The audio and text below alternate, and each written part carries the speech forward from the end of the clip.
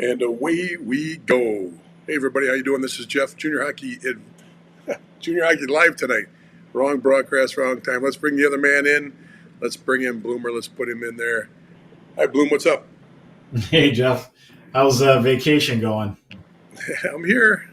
I'm no vacation. I'm working right now. Telling people Well, I'm on that's true. vacation. I'm sitting here talking to you. You think I'd talk to you on vacation?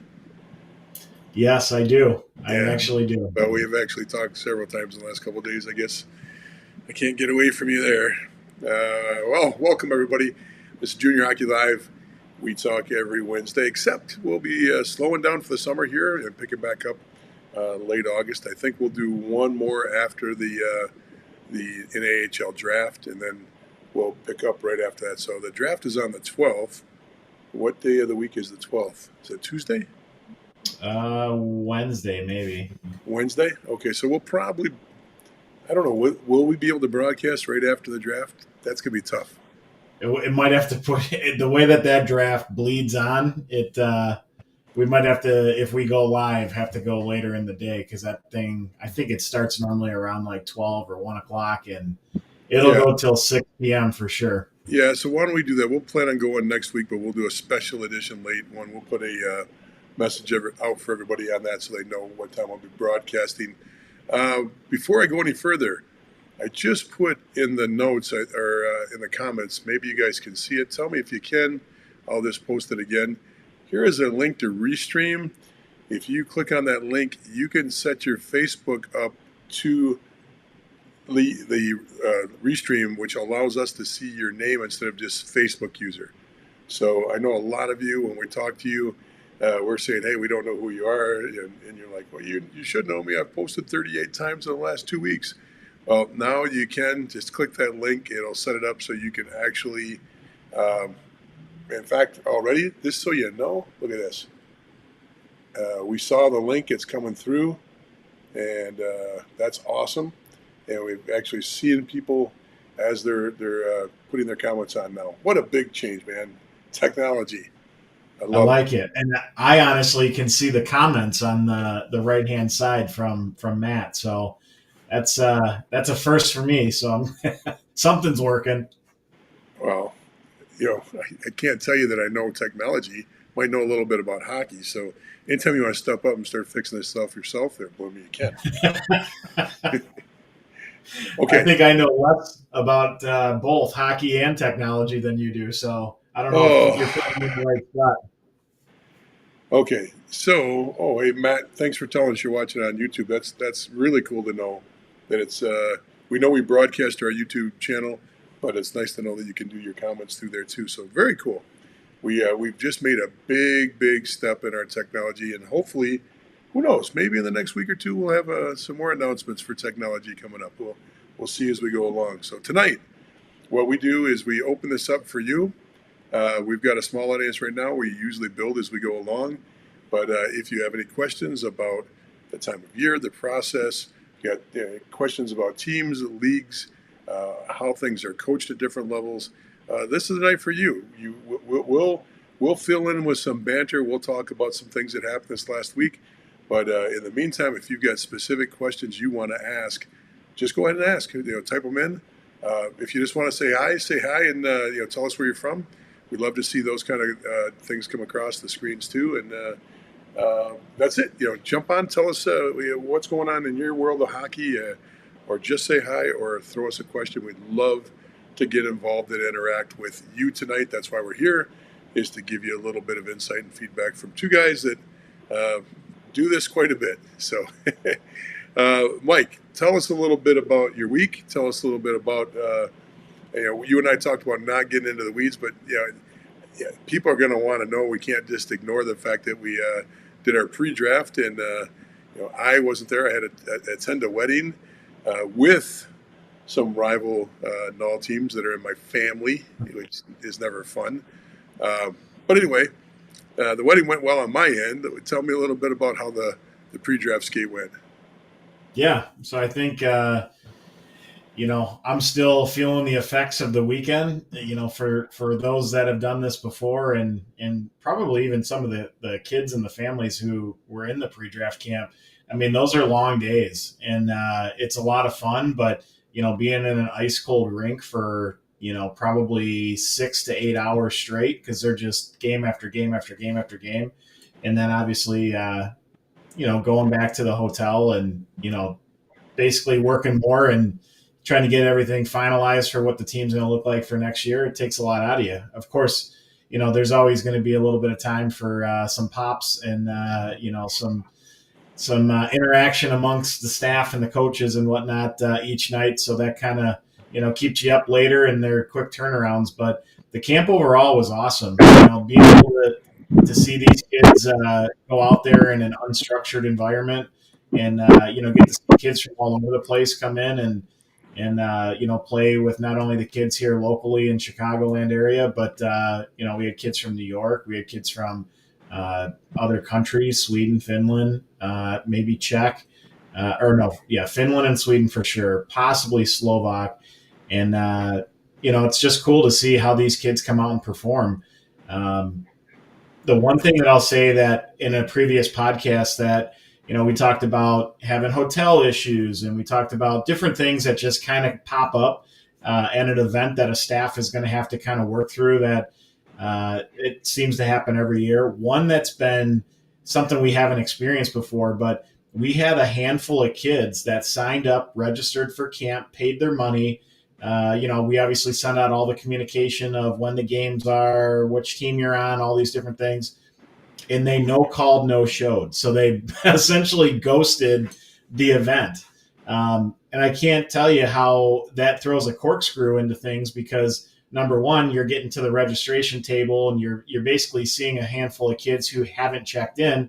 So obviously we're going to make sure we call them and say like, hey, are you stuck in traffic? Or, sometimes kids, because you're starting during the day, they had school and they just got out late. So they're trying to hustle to get there, but they're going to end up being there for the weekend. This year we had a handful of kids that when we called, never answered, parents or kids, and they just ghosted the weekend. So the thing that causes problems is we try to balance out the team. So you're putting guys on, if we had 6 teams, we're trying to make all 6 of those teams equal so they're competitive. And next thing you know, you don't have a goalie, or you don't have a couple defensemen on that team. You got to shuffle everything not at the cool. last minute. Yeah, not cool. It's don't get me wrong. There's always going to be a family issue, an injury, miscommunication. But if you're ghosted at camp, and this happens at the USHL, happens with us at the NOW level, happens at every level. We tried to figure out. Is this families that are just hedging their bets so they sign up for several camps on the same weekend? Is it families that just flat out forgot? Is it a kid that had mom's credit card, registered himself and then realized that mom and dad aren't going to let him go that weekend and just, oops, didn't say anything to anybody? I mean, I don't know why people do this or what the intent is, but it does put a lot of pressure on all camps and all, pre-drafts, draft camps, main camps, or just any other camps. So, this is one of those things where, of course, you can't get on here and lecture and tell people not to do it because that doesn't really make sense. We're not here to lecture anybody, but we can tell you the effects, and we can tell you it's not cool from our end, and it doesn't help your teammates, and it does give you potentially a black eye with a team. And remember the incestual side of hockey. I might be here today, but I might be the head coach of the team that you want to play for tomorrow. And that's the way things work. And everybody knows everybody, and things are shared. So don't put yourself in that situation if all possible. Now, if you got a legitimate reason, or even if you just flat out change your mind, at least get out and communicate. Send that text, send that email, make the phone call, and let somebody know in the organization that that's the case and the way things are going. So, well said. Let's say hi to a few people now. Mike, you're seeing these comments now on the sideboard too. All comments, or what do you see? Okay. Well, I can see. I don't know if they're all comments because I know there's a couple different platforms that people can comment from, but right. I'm seeing quite a few of them. So once again, I'm going to post on the screen so everybody has the ability to see this. If I can remember how to do it from here, I will post and let people actually jump on. And there we go. The link I'm putting on right now will allow you to, if you click on this link, if it says Facebook next to your quote, it just shows the F. Now you can click on this link and you can set it up so that you'll actually show up as a person. And we just don't go, hey, Facebook user, great job. So, hey, New Brunswick, good to see you there. Question came in. I'll get to the question in a second. Greetings from Flint, Michigan. Good to see you. I wonder if that's my cousin. Can't tell. She's a big fan of the Flint area. Junie's back. He says he was down in Memphis, and so he hasn't been here. Good to see you back, Junie. Then we've got, check this out. You said something about Australia, and all of a sudden, boom. Wow. Australia, or is that Australia or Austria? That's Australia. Okay. See, in my age, you got to like get in there and really look at words to make sure. I got glasses on too. It's terrible, man. Okay, here's getting back to Matt. Matt says, "Does it matter what camp you go to? Have a coach who has invited my son to multiple teams, 15-year-old to multiple teams."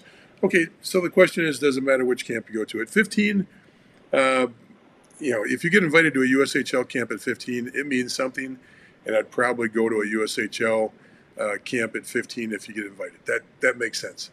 Now, if you're getting invited to pre-draft camps at 15 for the North American Hockey League, my way of looking at the world is I'd go to the best team on paper. Just that's the flat out best way I can put it. They probably are more organized. They've probably got a system set up to keep players in the loop that they're watching or invited. You go to some teams that aren't as organized, a 15-year-old might get lost in the weeds by the time 18 years old runs around. So you want a team that can track you, a team that has a professional relationship. It's just much easier when you got a team that's in. How do you tell who the better teams are? Who's consistently in the top? That's honestly the easiest way to tell who's got the best management. You don't randomly show up there, and you can't just show up with a good group of kids one year. It might work once, but you need a good coach. You need a good assistant coach. You need a good management style. You need a good fan base. You need good scouts in the field. All this stuff works together. So if it were me and I were going to pick one, I'd pick one at the tier 2 level with the best reputation possible. So, and those teams are easy to figure out. There's a really good team in every division. Some divisions have 2 or 3 good teams that are always consistently good. That's it. Now, if you're talking about across the board between different leagues, there's a big difference between an individual team, pre-draft skate, and a league pre-draft skate. What I mean by that is a league pre-draft skate is information that's collected by the league. It may not necessarily, you might not necessarily get on the radar of the coaches from every team because, it's a scouted event. Yes, there's a lot of scouts there from the NUL or the NCDC or the USHL, whatever level you're using a generic, league camp. But the one thing bad about league camps, it gets you on the mailing list of all the teams. That's good. That's the reality of it is you get put on a mailing list for all the teams. They have access to you.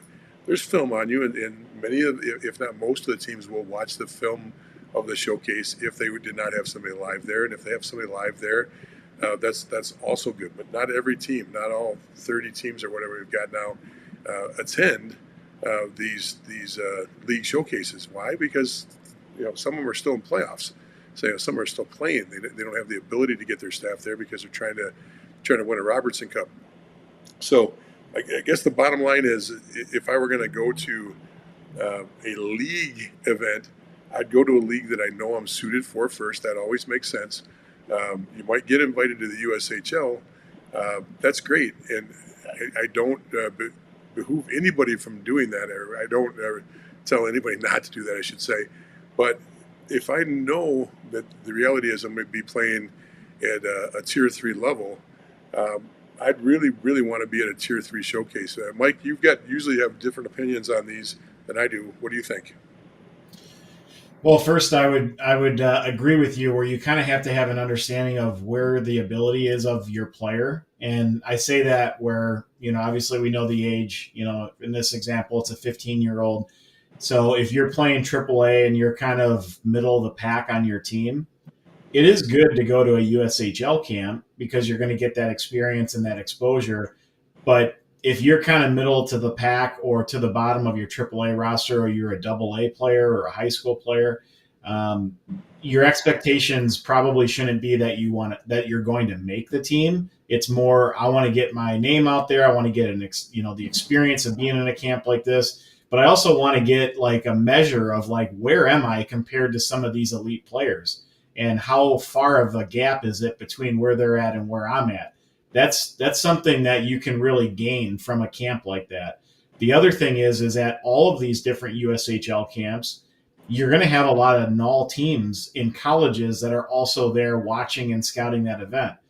This coming week, actually starting tomorrow, the Chicago Steel are going to start having their main camp. I will definitely be there to see if there's any kids that might be opportunities for us. Whether it's this next coming season or if it's a couple seasons away. So you're going to get exposure from even outside of the program that you're actually skating in front of. And then the other thing is if you're a 15-year-old and you end up going to, let's say, a North American League team, whether it's a pre-draft or a main camp, I'll give you the example of what we just experienced this past weekend. There was probably 3 kids that were 07s. So I'm not sure if your son is an 08 or an 07, but 07s in the camp that we loved. We thought they looked great. There's somebody that we want to watch over the next year or two because they potentially, could be an asset for our program, when they're ready. But again, if they came into this camp thinking that they're going to make our team, it's just too young of an age for the North American League. So there's a lot that happens when you go to these camps that could work in your favor, but you got to have the right expectations and some patience, along the way. Yeah, I agree with that.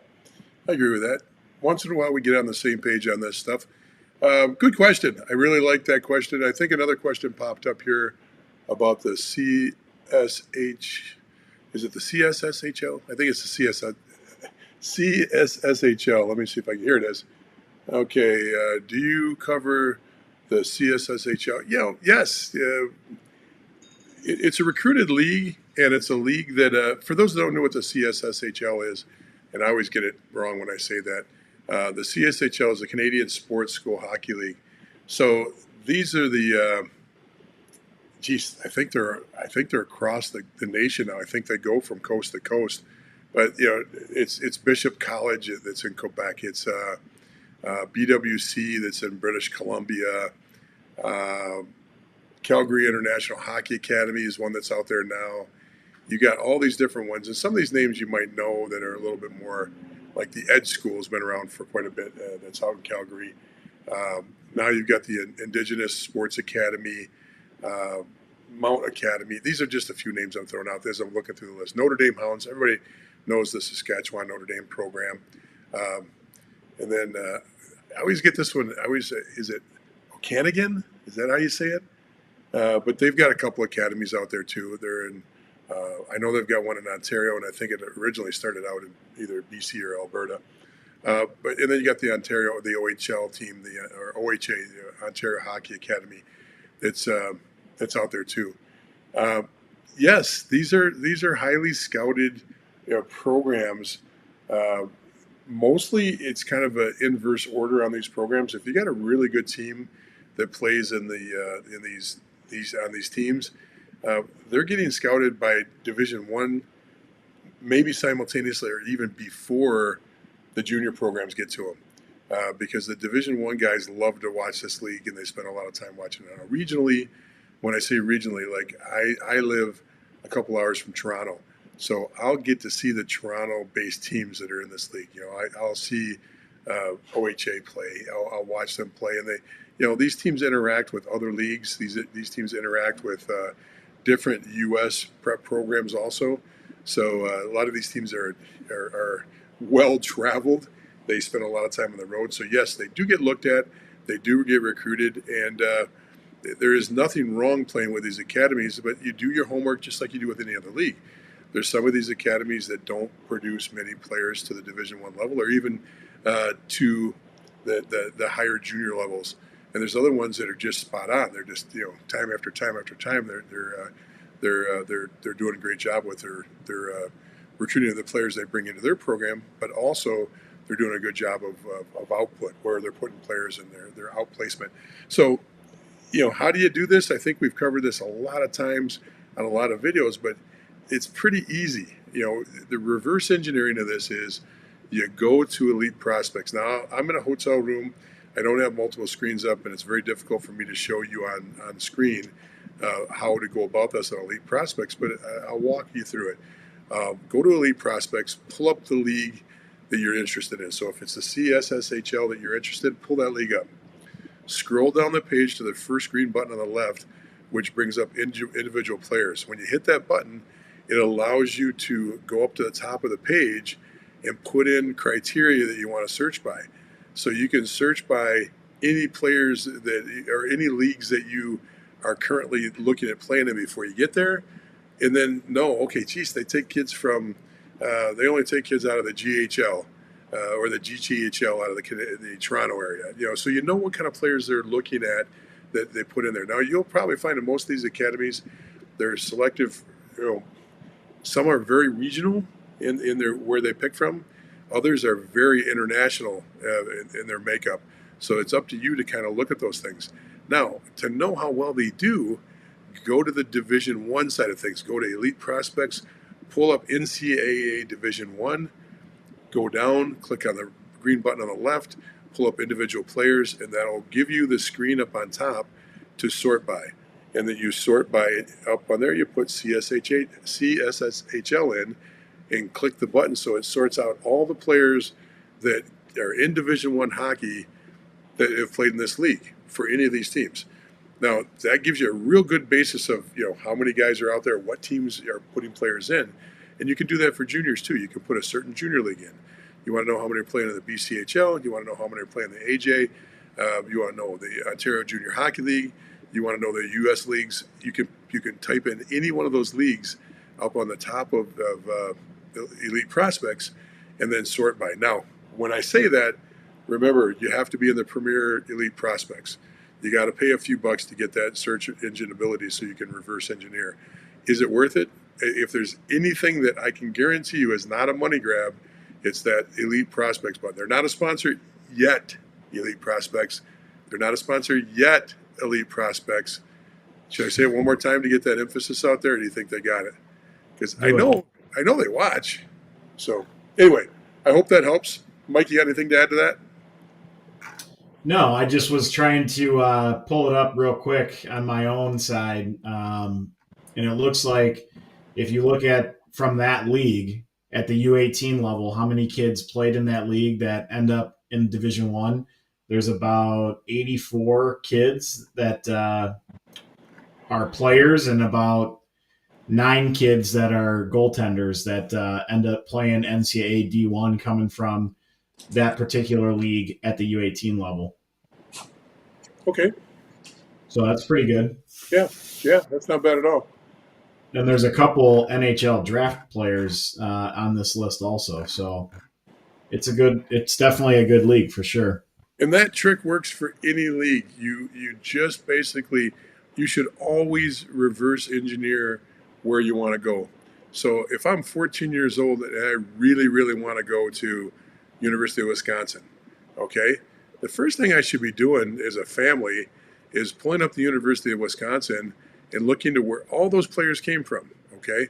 Now, University of Wisconsin, being that it's a Big Ten school, you're most likely going to find that 90% of their roster, and I don't have this in front of me, I'm just telling you how things usually work, 90% are going to come from the USHL.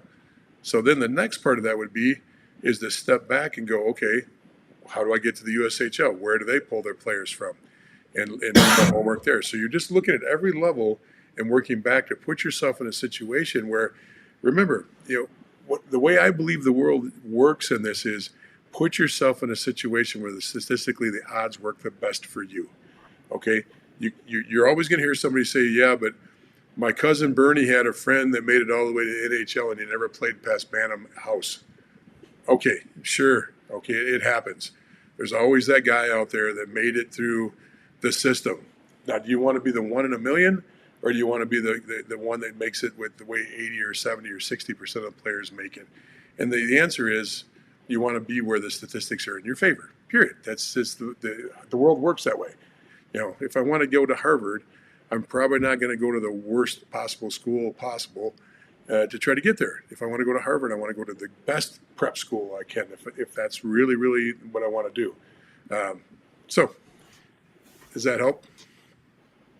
I like it. Good Okay. job. Let's jump on some other questions. Clearly, they said thanks, Jeff, first. So it must have been You are the host.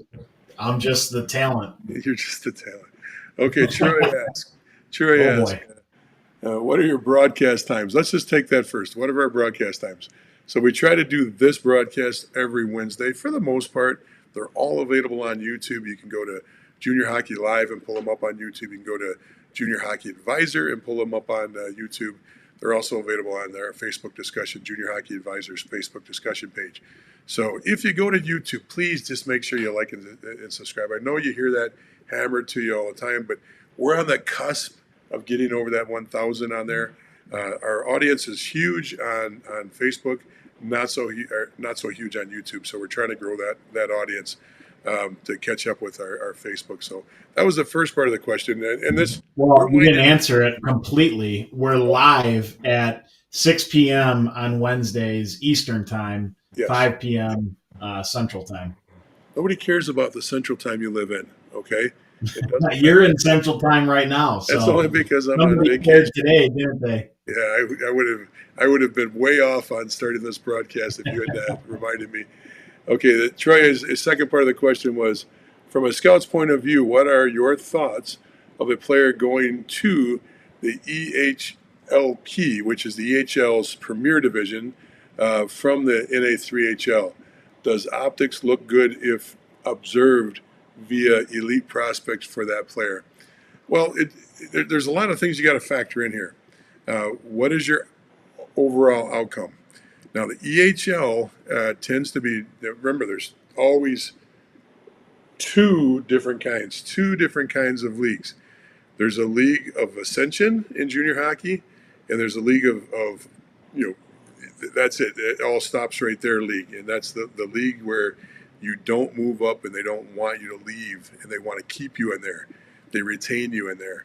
So the EHL, I don't want to say they try to retain everybody, but it's a closed circuit. Their players funnel there. They keep the majority of the players. They do a really good job. And those players are all focused on Division III hockey. They don't put Division I players out. So if if you've already picked out a school, Middlebury, or you picked out a school that's on the East Coast that's a Division III school that your son has just got his heart set on going to, that route is a good route. And if you're younger, it's fine to be playing in Premier and then go to Elite. With that said, the ascension path is going to stop from Premier to the EHL. You're going to stop somewhere between being a Premier player or moving into the EHL. You're not going to get drafted for the most part out of the EHLP. It just doesn't happen, and if it does, it's the anomaly, not the norm. Now let's compare that to playing outside of the EHL, playing the NA3HL. The NA3HL players are you have some built-in guarantees. Now the guarantees are that you're going to get every team inside of the North American Hockey League is going to draft and is going to tender players out of your league by design.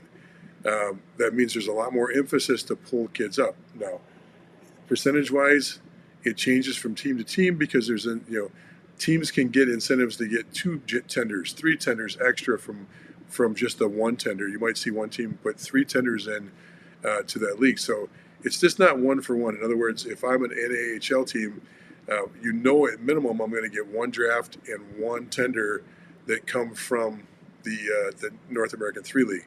So does it mean that if you go play NA3HL, you've got a shot at playing in the NAHL? Yes, it does mean you got a shot. But I don't know if the reality is that you're going to do that because I don't know the level and the skill you're playing at. If I were going to shine in one of the two leagues, I'd want to shine in the NA3HL because it exposes you to multiple different leagues that you could potentially go to out of the NA3HL, more so than the Premier, the EHL Premier. There is nothing wrong with the EHL Premier, especially if you want to ascend to the EHL, if that makes sense. If that wasn't clear, let me know. We'll take another shot at it, but Troy, I tried. Mike, you got anything to add to that? I mean, I would just say that, in my opinion, I think the NA3 is comparable to more of the EHL. As far as like talent for talent. Yeah. When you go into the EHLP, then if there's any of the top teams from that particular league, they'd be more comparable to some of the bottom teams of the NA3. So it's if you were in the EHL, it'd be a different conversation of like which of the two leagues is the better route. But if you have the option to play NA3 or your other option is EHLP, I would 100% choose the NA3HL. Hope that helps. If it doesn't, call Mike personally. I'll give you his phone number. I'll put it in the notes here, and you can discuss it with him personally. Okay. Some of the things I've been seeing on the discussion group deal with this is from the Facebook Junior Hockey Advisor discussion group, which is pushing 10,000 family members now that will head over the next few weeks. Some weeks we get about 150 new people. Some weeks we get about 90, 80. So we're not sure exactly when that big momentous event is going to happen, but we'll have 10,000 there to add to the Facebook page group. We're just tickled to death on the growth of that discussion group. But a lot of questions lately about academies, very similar to what we were talking about there. But the questions were, when I say up there, the CSSHL discussion, that we were asked if that league was scouted, and I answered that as well as I could. But look at these hockey academies across the board. There's some questions coming up on the discussion group on, are they legitimate? Are they worth it? So I used to own Excelsior Academy in Rochester, New York, and it was attached to our two junior teams, our 18 team and our 16 team. And we had the girls programs used to have their players in our academy too. We had one kid in the rink that was a figure skater that just wanted to be able to stay at the rink all day long. So the academy process works if you want to be a rink rat and you want to be at the rink all day. It's a really good thing. If you're looking for diversity and you like to have a green field to go out at lunch to and walk around, or toss a frisbee or something, most likely it's not going to be at an academy because they got a big parking lot usually outside their door.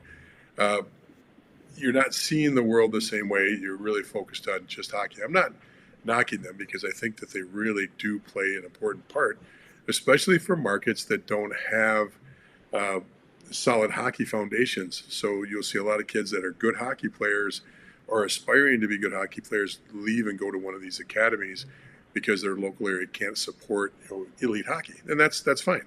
If I were in some places in Arkansas, Missouri, some places that are not as serviced to AAA hockey, to Tier 1 hockey, I would really strongly consider it. And that's why you see some of the markets that have some really good programs. TPH has done a wonderful job. We're not affiliated with TPH, but they do a wonderful job because they've opened up in non-traditional markets. And when they opened up in non-traditional markets, what they did was they allowed players to start developing, and they put coaches in that could actually help kids because they were connected coaches. They knew people. They'd played the game. They played in the junior leagues. They played college. And they got them on the schedule playing against good Tier 1 teams. And as you know, if you're not a good Tier 1 team, it's very difficult to get into that clique. If you're going to tournaments, you're most likely not going to play against Little Caesars if you're a 150 in the rankings because you're not going to get in the same tournament. We all know that kind of stuff. Well, these academies have found ways to knock those walls down a little bit, and they've also found a way to recruit players in. Some of the things you got to look for is, there's 3 different ways that you can go to an academy. In girls hockey, There's an academy in Vermont that's extremely popular. You bring your own books. In other words, you stay in your school and you're homeschooled. You've got to sign off on being homeschooled.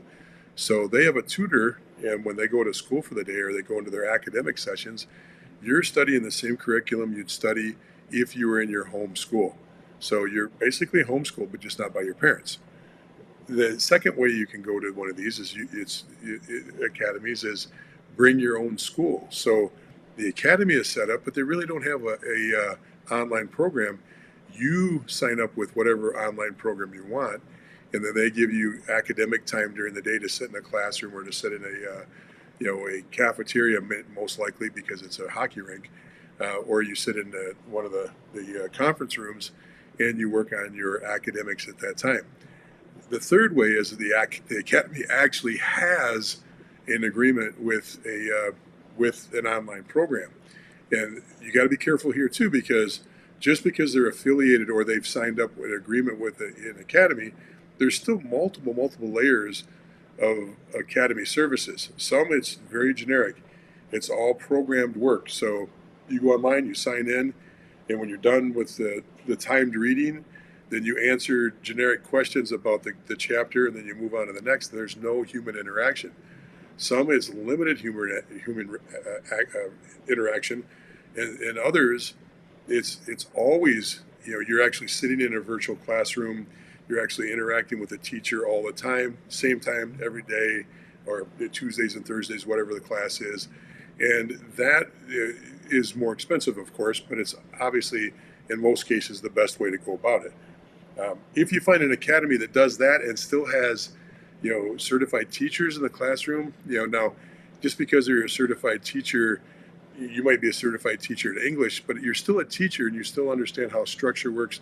You can answer simple questions on keeping kids together. So when we were set up, we had interactive classes, so the kids were actually working with teachers online, and we had certified teachers in the classroom live. So when they had questions about their homework, when they had questions about structuring their day, and the biggest part that teacher offered was setting them up for success on how the day went, building their day so that they didn't miss assignments, they didn't miss any kind of testing periods, and that was really successful. So that's really the important part of an academy, is doing your homework to make sure that you're getting what you want.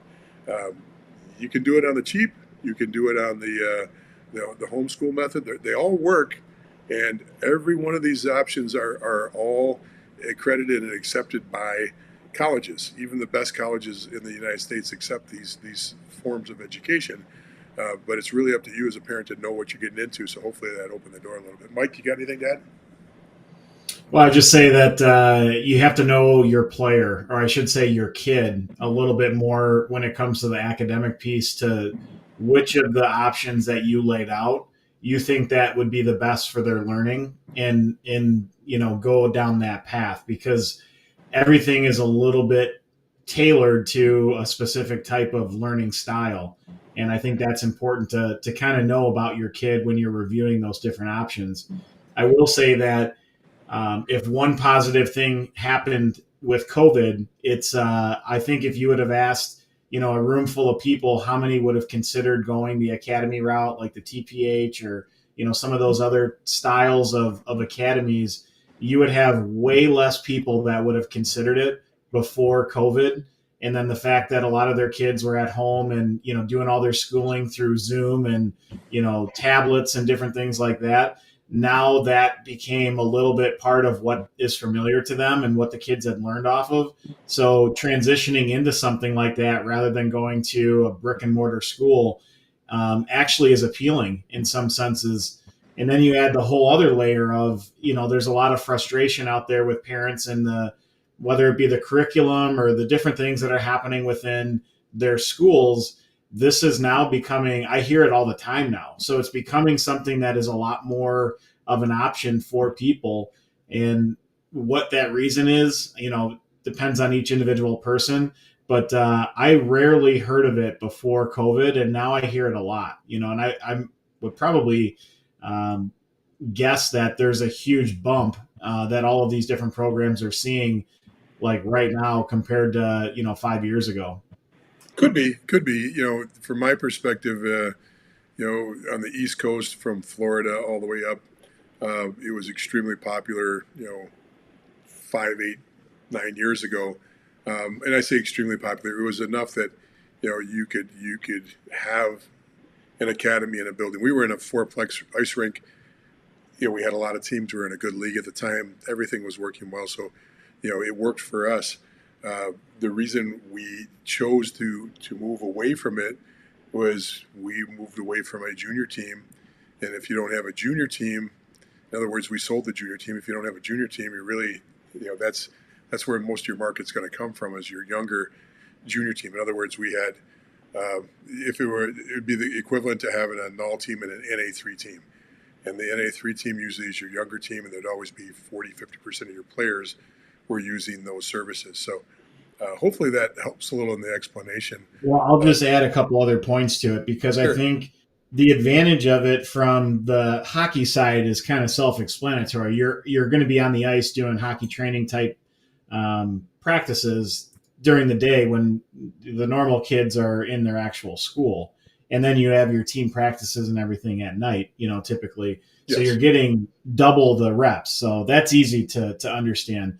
The cool part about and again, we have no affiliation to any of this, but the cool part of the academic side is, especially if you're doing online schooling, you can get ahead of your classes. In many cases, you can choose the curriculum that interests you, that obviously fit the requirements for graduation and colleges and whatnot. But you get to choose a lot of other courses that, similar to like how you can choose courses in college, but you're doing that now in high school.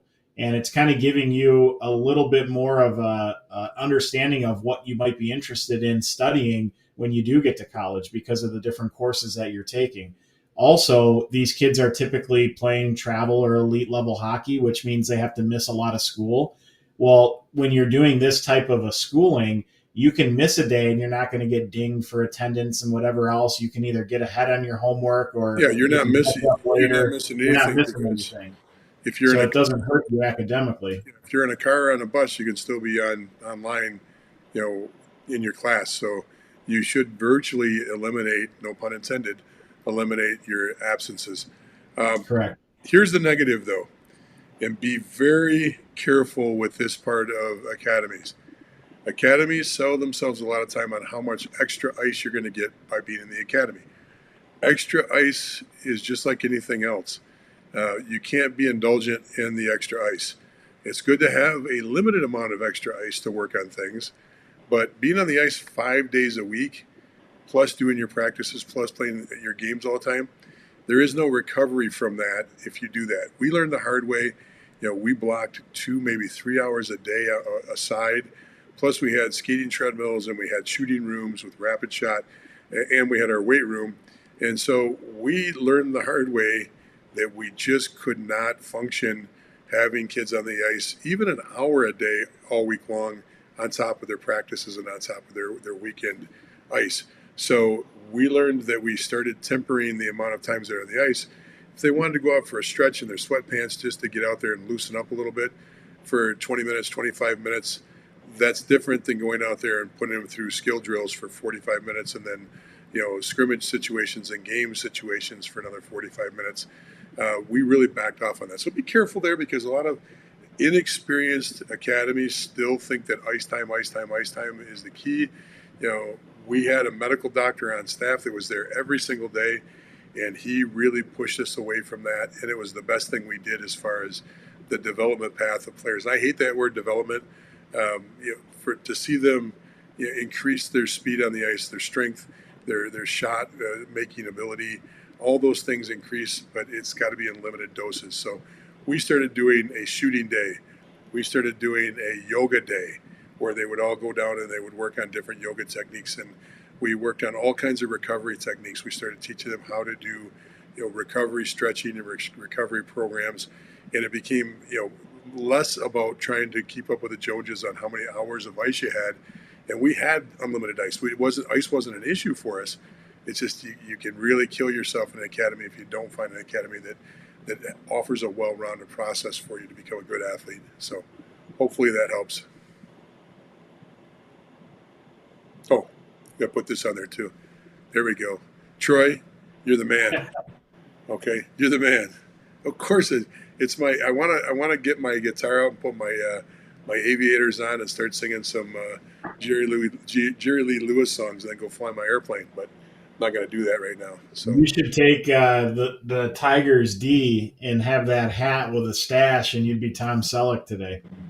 I could do that too. Then I'd still be able to fly because he's got a little buddy with a haircut with a helicopter. So both That's those right. both those work. So okay, Junie, Junie, if I can click on you, there you go. And you are on vacation, Jeff, because it looks like you're in a hotel. I am at a hotel. Okay, this is if you're in hockey, you're in hotels a lot. Okay, this is a normal background for me. What I do is I got a green screen I usually bring with me, and I put that up to make it look like I'm at home. 95% of the time you see me on here, I'm actually in a hotel room with a green screen pretending I'm at home.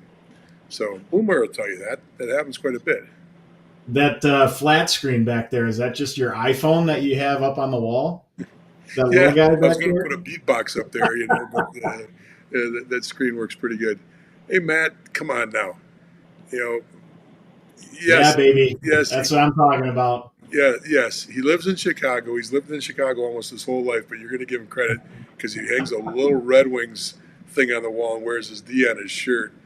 Okay, ask who graduated from the University of Michigan versus some high school on the west coast of Michigan. That's the biggest difference. What's that high school? Western High School of Michigan you went to, or what was that called? Yeah, the program that normally whoops yours in hockey. Oh, come on now. Let's not get crazy here. Let's not get crazy. I You had to know hear the it's same true. thing. I had to hear the same thing from a Ferris State guy this weekend at the reception. Uh, who used to be it's my nephew. Used to be a huge Michigan fan when he was playing Tier One hockey. He gets his scholarship goes to Ferris, and then it turns into the hugest anti-Michigan fan out there. And you ask him why, and it's because we were a better hockey team then. Okay, you made it to the Frozen Four one time. Let's not get crazy. Okay, let's not. Let's put this into perspective. So, Matt. Okay, I get it. I get it. You guys, let me pull up Matt's comment there. Okay, so you got a little bit of a following. Let's not get crazy with that either. Okay. But let's not also forget you're also from Detroit, so we're all in the same boat here. That's very true. That's very true. We are all in the same boat here. But neither of us live in Detroit anymore. So, although I spent the whole weekend there, um, well, actually, I spent the whole weekend in Grand Rapids. I didn't spend it in Detroit. But in fact, I actually went to Holland for the first time and had never been to Holland before. Oh, And really? grew up in Michigan, spent a lot of time there. Still vacation in Michigan quite a bit, but we'd never been to Holland. So had a really good time seeing that area. And Grand Rapids is a beautiful town anyway, so it was fun to be there. So So there, a quick story about Holland. I don't know, maybe 5, 6, 7 years ago now, I was coaching at a different hockey program, and the level of AA that we play at is the highest level in the country, the Central States League. I had a team that got kicked out of the Central States League at a particular birth year because we had moved 15 of our 20 kids to AAA, and they didn't think that we were going to be competitive enough. So instead of doing the second tier league here in Illinois, we joined the Little Caesars Hockey League for their AA hockey. So by being an out of state team in the Little Caesars League, we had to play all of our games that season in Michigan. So for us, we did probably half of our season in Holland because it was the well, easiest right. to get to. And the rink that they have in Holland, I know you probably weren't there when you were in town, but it is probably in the top 3 coldest rinks I've ever been in my life, to the point where you almost had to wear 2 winter jackets. It was that cold. Okay. Okay. So that may be true, but here's my experience to rival that, because you need to rival anything you say. I gotta try to one up it. Bring it on. This is going into Hobart College. Hobart is on one of the Finger Lakes in Western New York. Hobart is a really good school, really, really good school. Great, beautiful campus. Like I said, it's on the water. Can't ask for a better looking campus. My first experience there, assistant coach. There's a head coach, two assistant coaches, and we get ready to head out for a game on the road. It's only an hour away from RIT. I was coaching at RIT at the time, and so we go, we're ready to leave, and the athletic director walks in and checks us all out. These huge football coats with the big, hoods on them, and they go all the way down to like your ankles. And I'm like, what the hell is this thing? How am I going to coach in this thing? And he had the big like Alaskan mittens, and they had the whole outfit, And I'm like, it was left over from when they used to have a football team at RIT, and they only lost the team a year or two before that. So they hand all this stuff out, and I'm like, I'm not wearing that. I got regular little zip up coat to put over my suit, got my suit pants on, my dress shoes, and I'm ready to go. The head coach shows up, and he looks like the Michelin Man. He's just it's a open rink on one side on the lake side. It's only got 3 walls, and then you got this wind blowing off the lake, and the wind was blowing off so bad that it actually would steer our players. If a player's skating down the ice, and if he just started coasting, you could see him having a fight to keep himself on the ice. So, that was the coldest I've ever been coaching, and I made the mistake. I ran back to the bus and I grabbed it, but I couldn't catch up. After I got cold, there was no catching up with just having dress shoes on. So, Holland might be cold, but lake breeze in February in an outdoor rink for a college game. Because remember, the college game, you got a full warm up. Right. 20-minute periods. It's not a youth game like we're used to. Youth games, you can bite it a little bit and get through an hour, But when you got that 3-hour clock, it's like, oh my gosh, can we get this thing over with, So, see, I might have got him back. Might be Team Jeff now. Okay. Matt's all over the place today. He's covering all fields. He is. He's playing both sides. All right, folks. Anything else out there question-wise? Let's get it in. We've been going now for 50 minutes, but if you got one last question, we'll give it a shot. If not, we'll wrap it up, and we'll wait till next week, and we'll broadcast at a later time next Wednesday, and we will review the North American Hockey League draft and just talk about a little bit of the inside of the draft. Mike, prepping for the draft this week. What are you working on to prep for the draft and get ready for next Wednesday? You're going to be. Say that again. You're in the war room, and you're one of 4 people in the war room for an all team. What are you working on? What is it? What is it like? Well, I think the first thing is, we use a platform called RinkNet, which you've referenced multiple times on our podcast here. So within RinkNet, we're going to have a list of probably, 100, 200 kids of kids that we're interested in. And, obviously our pre-draft camp gave us a chance to see some of those kids on the list. So some of them are moving their way up the list. Some are moving their way down. The other thing that not only myself, but more importantly, our coaching staff is doing is they're reaching out to a lot of these different players just to make sure we have a clear understanding of what their plans and intentions are. Because if there's a kid on our list that we really like and we may want to draft, but we know that player wants to go play in the BC League or wants to go play, in another league, or maybe they're on a path of maybe making the USHL. Well, that may change where they're ranked, for us and whether or not we'd actually draft them and use an asset. So a lot of those conversations are happening with the players and families themselves, with the advisors, with other people we know within the industry. So there's a ton of communication going on. And then obviously we're still watching film and trying to get a better assessment of like where the rankings are as far as who's above who and how it's going to sort out, because we may have 5 guys on our top 5. And, with where we're drafting, we're going to be at the very end of the first round. None of those guys may even be available to us if other teams end up taking them. So we just have to make sure that the list is tight and we have a good understanding of if these guys are gone, who the next guy is. While this is all going on, the phone is ringing. Our war room is virtual. It's the head coach, it's the associate head coach, it's Mike and I.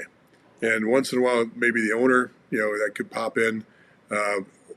Most likely sitting in with the coach live on his end on the virtual broadcast. So you've got 4 or 5 people, but the phones are ringing in all 4 places.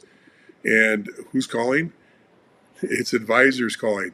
They're getting on the phone. They're pushing players. They're saying, "Did you know this guy's available? This guy will play for you if you take him in the draft. This guy wants to play for you.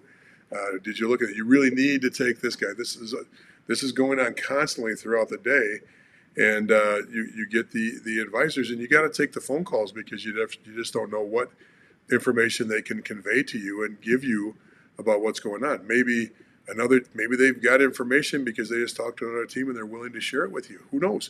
But you always take the calls. You always want to get that information, and you always want to run with it. It doesn't mean that if an advisor calls and says take this player, we do that because we've got a game plan. We know what we want as far as what kind of player we want. We know what positions we're trying to fill in the draft and in what areas of the draft we're trying to do that.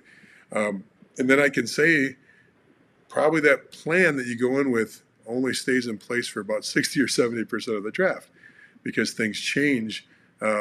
Players get taken. You find out about other players during the draft. For a player that we may not have even looked at, maybe because we thought he was USHL bound or maybe we thought he was BCHL bound on good information. Maybe that's changed for whatever the reason is, or maybe maybe it's a European player. It could be a lot of reasons. Then we're frantically trying to watch tape and watch video, pull up stats on a kid while the draft is going on. So the draft situation, as much as you plan, and we plan and plan and plan, really the whole year is about planning for this, is to get our rosters right. It gets thrown out the window a little bit as the draft goes on because your players that you like get taken and you got to go to plan B, plan C. So there's always option 1 for the first pick we have. There's option 2 for the first pick we have. There's option 3 for the first pick we have. We may not get any of our 4 or 5 first options on our first pick because other teams are ahead of us in the draft. Take those players. So it's a chess match. It's poetry in motion, and I know that is sounding a little bit cheesy, but it really is because Mike's his dance and Dan's dance and Ryan's dance and my dance. Hopefully we're on our best when this is going on, and it's fun to watch. It's really fun to watch all this work and come into a synergy that puts a roster together. So I know that every team does it differently, but that's kind of the way it works. So, Mike, anything on that? And then we got to start wrapping it up here. Well, I was just thinking of some other people that usually contact us or our coaching staff about players, and it's the colleges of kids that they've committed that they may want to make sure they're in the right spot to continue their development, and they want them to be with us or another team that they have a better relationship with. So you're having conversations with different colleges as well that are trying to push their players to you and whatnot. So yeah, to your point of the phone's always ringing, it really is, up until the point of when you're picking. And sometimes it's calls from coaches within the league that are trying to fish for information on who you're taking and which players you like, or maybe possible trades and things like that. So it's actually a lot of fun, but at the same time, if you don't have the preparation in, you could really fall out of sorts in that type of an environment. Absolutely. And we'd be remiss if we didn't say there's a lot of interaction with the rest of our scouts on our scouting staff too during this whole process because we're verifying players. We're putting weight on them because if there's 3 players that all of a sudden got thrown on my plate that we got to find information on, Mike might do one, I might do another one. We might get one of the scouts involved to try to get some information on another player as quick as possible. So I'm sure this is frantic at every level. I know you see some war rooms at the NFL level. They go through the same thing. You watch the same thing happen in the NHL where teams are scrambling at the last second. That's what happens. And you don't know. There's trades made during the day too. You don't know if there's a trade made during the day that gives you another pick or takes a pick away from you or gives you the player you're looking for. So all those things happen.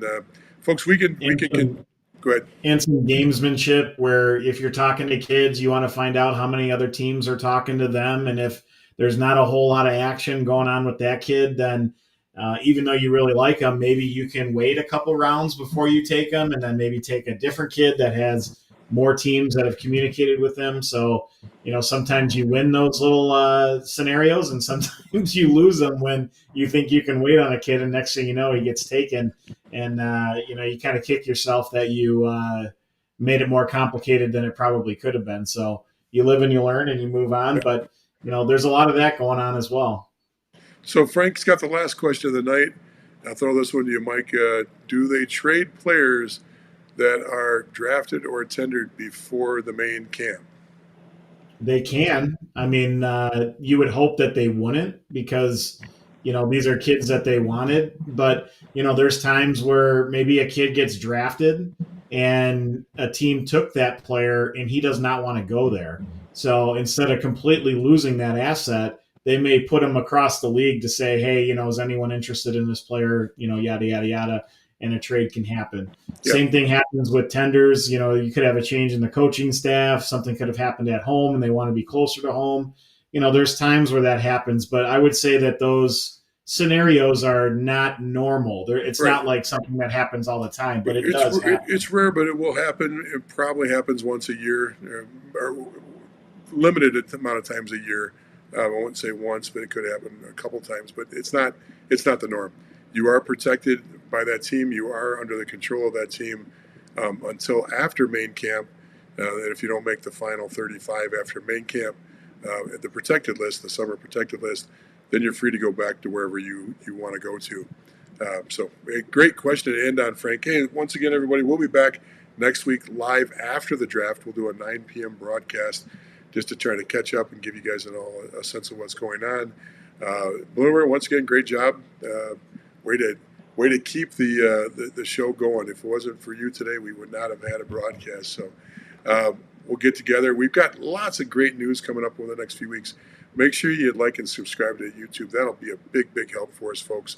Make sure you go on to Junior Hockey Live, the YouTube page. They need the support there too. All these little things are all part of the synergy we're trying to build around junior hockey. So thanks so much, folks. Have a great night, and we'll see you all after the draft next week. Take care, everyone.